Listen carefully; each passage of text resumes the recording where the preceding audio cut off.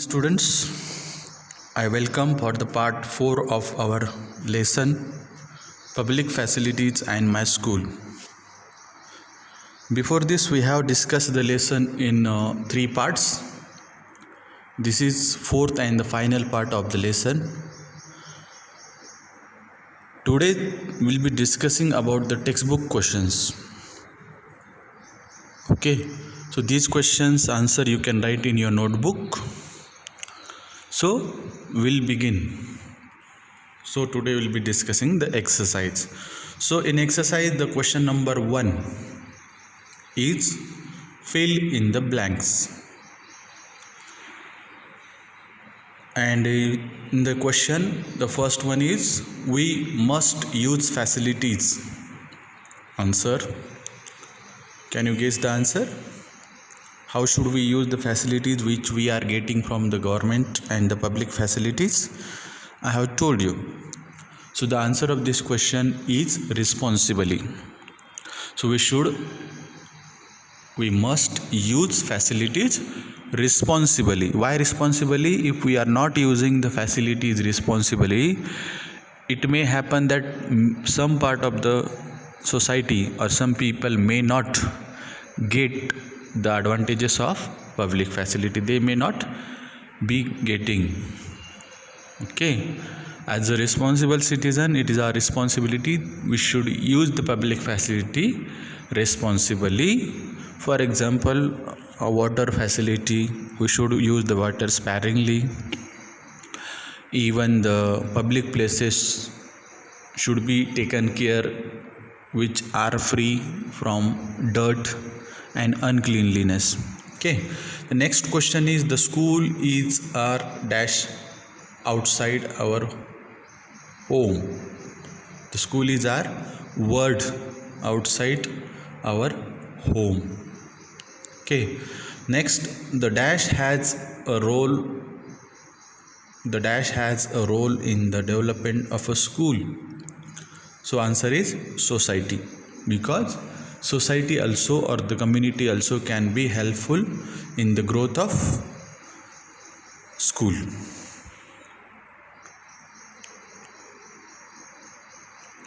Or the answer of second question also can be like the school is our home outside our house, or you can write even what I told.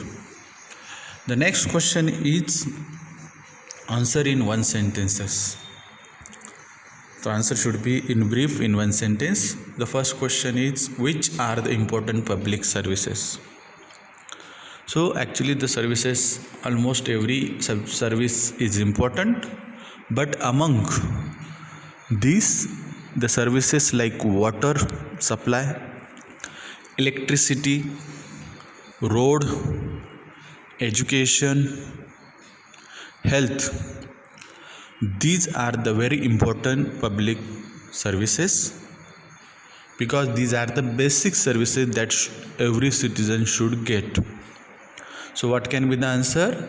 I told you now only.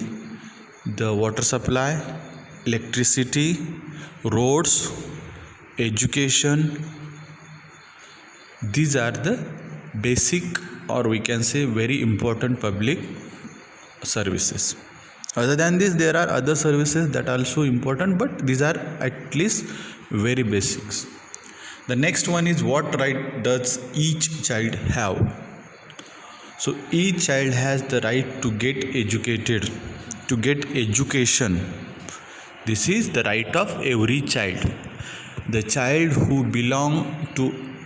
whose age is below 14, he or she should get education. It is the responsibility not only of parents, government and every one of us that every child in the society get education, or the basic, primary and education, secondary education. Okay, so free and we can say important primary education should be given to every child. So answer can be like what right does each child have?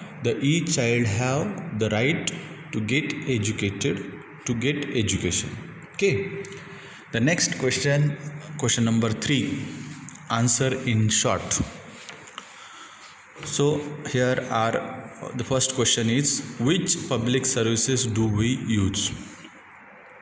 So I told you right now that there are many services, that public services that we use in our life, like electricity, roads, education, hospitals, then public parks are there. A number of we can say public services are which we are using, even transport facility, trains we have, buses, public facilities, these also can be considered into public services. Okay, then swimming pools are there. Okay, so these are some of the examples I told you. More examples are given in the textbook also, like we have even post office system, then fire brigade we have, then public parks are there. Okay, then government offices. Yeah, many number of public services that are benefited or that are implemented among the people. The next question is, why should school have parent teacher association and Mata Palak Sangha? So in one of the video I have told you what is the importance of parent teacher association and Mata Palak Sangha. So I told you difference between parents teacher meeting, that is PTA, and parents teacher association, PTA and PTM. Okay, so PTA is what? It is an organization made up of representatives of parents as well as teacher. So all parents are not the member of PTA, only the representative from the parent side is the member of PTA. But PTM, all the parents are the member, they can attend the meeting who have their children in the school. But PTA members are selected from the parents and teachers. So they have certain rights to take decision regarding the new rules, policies, regulations of the school. They discuss during their meetings, and the decisions are taken after a discussion among these members. So each school should have this PTA, parents teacher association, as government has made it mandatory for every school to have PTA. And then Mata Palak Sangha. In Mata Palak Sangha, mother of the child is given the permission to attend the Sangha, or she is the member of such group. So these both are important, and I told you during my explanation that Mata Palak Sangha is important because the most of the time of a child is spent with his or her mother. So mother is taking or giving more time to children, so she knows better. So Mata Palak Sangha is also important. The next question is, what will happen if the following situations arises? Like if boys and girls are not given an equal right to education.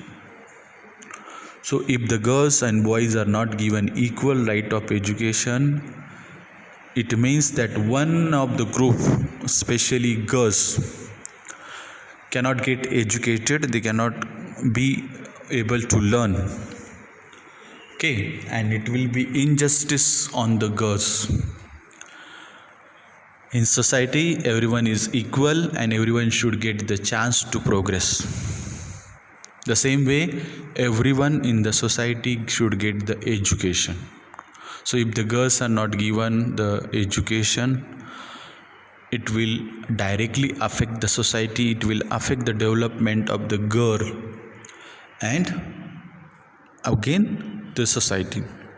So everyone should get the equal opportunity to learn, to get educated. Next question, if the community does not help the school, if the community or the society is not helping the school, it may lack some facilities. The school may not be able to provide the facilities. it is not applicable to every school. Okay, there are certain schools in rural areas, in even cities also, which lack basic facilities. They lack some funds, money. Okay, and the school management and the school is not able to provide the student all the facilities that are required to development of a child.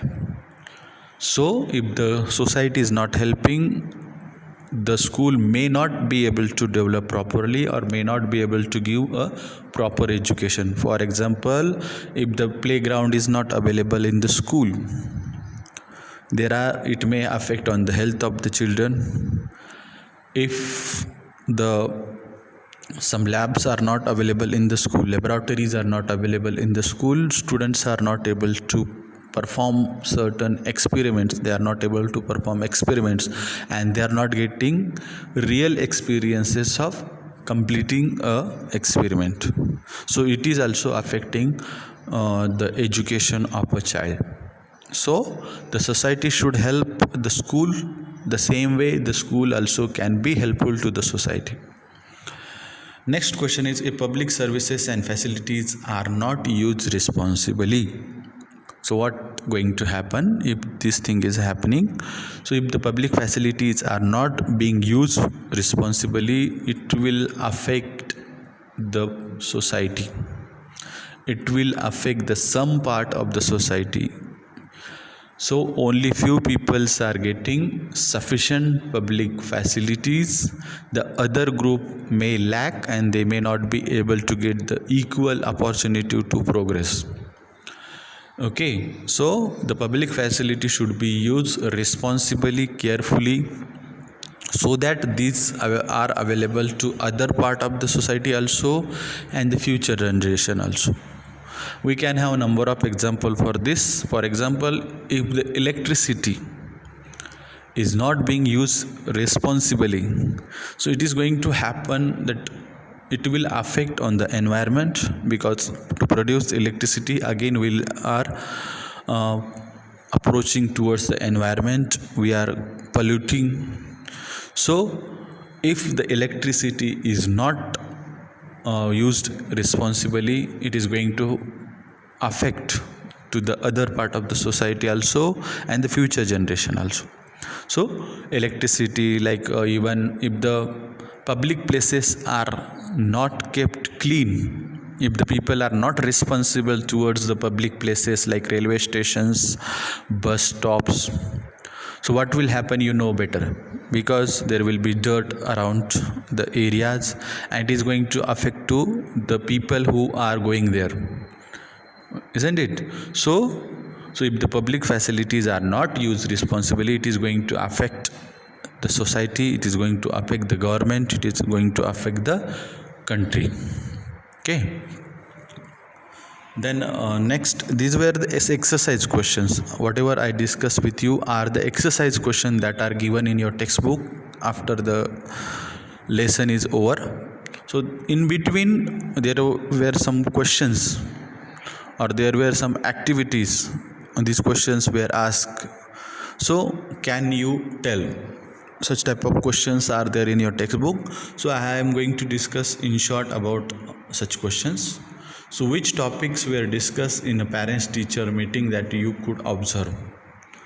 So in our school we are not allowing the student to attend the meetings, but sometime you must have attended the meeting. So what topics are discussed in the PTM? So normally the progress of the child is discussed, how the child is doing the progress, how is his or her studies, how his or her behavior in the school and along with the other students. Even if the school has decided any policies, they have decided any new rules to be applied in the school, so that also can be discussed. So the basic discussion in a PTM is the progress of a child, development of the child. Okay, and about the exams it is discussed. Okay, There are number of topics that are discussed, but the primary focus of PTM is the development of the child, whether the child is getting developed or he is able to perform well in studies. Next question is, which important decisions were made at this meeting? So sometimes parents suggest few things, so that also can be noted, and this action can be taken, or even parents also can be informed. So sometimes the parent suggestions are very good, and according to that some decisions are taken. So sometimes we have some decisions or we have some suggestions from the parent sides or from the side of the students. Then did your friend's parent all attend this meeting? So most of the parents attend, but some those who are not able to attend. So the meeting, it means the most of the parents, even your friends also, parents are attending the meetings. How did you realize that all parents are treated alike at your school? For this reason, everyone is given a chance to talk. So even parents are allowed as they come to school. From last year we have started a system. The time is allotted to parents for the meeting. 5-10 minutes are given to parents to discuss with the teachers. So every parents get a chance to discuss with the teacher, class teachers and the other teachers. So even every parent is treated equally. So this is the care taken during the PTM. So after this discussion you must have understood what I want to discuss with you. We have discussed the exercise, then we have discussed about the main topic of the lesson, that is public facilities and how they should be used, what are the public facilities, then importance of school education, then what steps are taken by the government to ensure this education to every child in the society.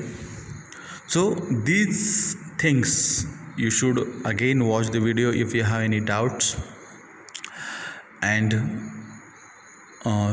those worksheets which we are sending, that also you complete within the time and submit to your respective teachers along with taking your care.